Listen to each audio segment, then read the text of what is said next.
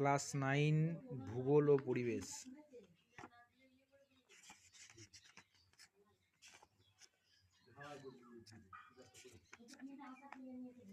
প্রথম চ্যাপ্টার গ্রহরূপে পৃথিবী।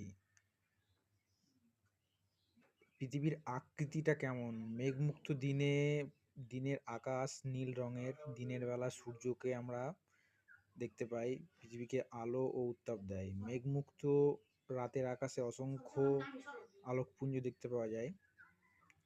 এরা বিভিন্ন ছায়াপথ, নক্ষত্র, গ্রহ ও জ্যোতিষ্ক।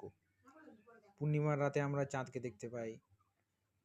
ঠিক সূর্যকেও দেখতে যেমন গোলাকার লাগে, ঠিক সেই রকম।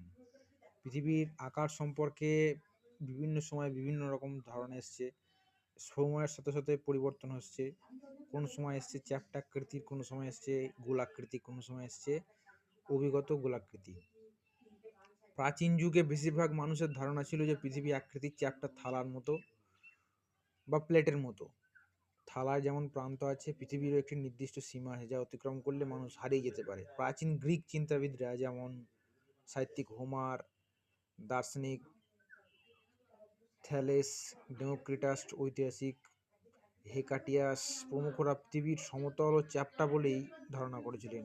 খ্রিস্টের জন্মের 600 বছর আগে গ্রিক পণ্ডিত পিথাগোরাস বলেছিলেন যে পৃথিবী মোটেই চ্যাপ্টা নয়, আকৃতি গোলাকার মতো এবং গোল। খ্রিস্টপূর্ব 330 সালে গ্রিক দার্শনিক অ্যারিস্টটল আংশিক অথবা পূর্ণ চন্দ্রগ্রহণের সময় চাঁদের ওপর পড়া পৃথিবীর ছায়া প্রান্তভাগ দেখে স্থির করেন পৃথিবীর আকৃতি প্রকৃত গোলকের মতো। খ্রিস্টের জন্মের 240 বছর আগে, প্রায় আজ থেকে 2240 বছর আগে, বিজ্ঞানী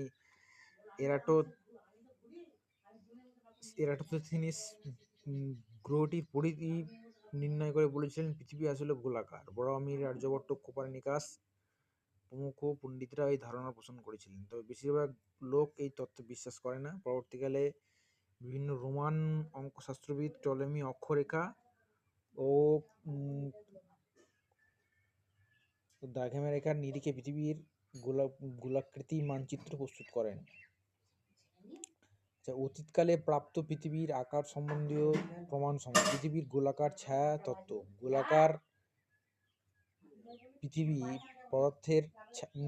গোলাকার পদার্থের ছায়া গোলাকার হয়।